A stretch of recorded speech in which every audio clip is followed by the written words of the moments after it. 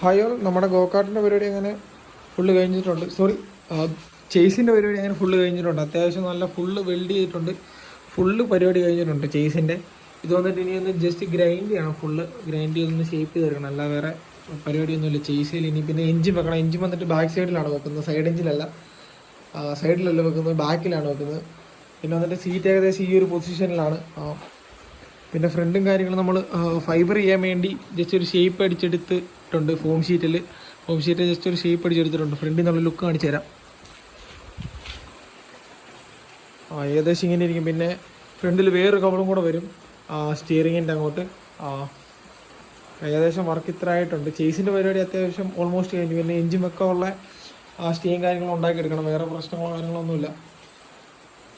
ഏകദേശം പരിപാടി കഴിയാറായി. ഒരു 40% പരിപാടി കഴിഞ്ഞിട്ടുണ്ട്. പിന്നെ വന്നിട്ട് ഹബ്ബും കാര്യങ്ങളെല്ലാം കഷ്ടമായിട്ട് നമ്മൾ ലേത്തിൽ ഉണ്ടാക്കിയെടുക്കുകയാണ്, ഫ്രണ്ടും ബാക്കും. എന്താണെങ്കിലും ബാക്കി നോക്കാം.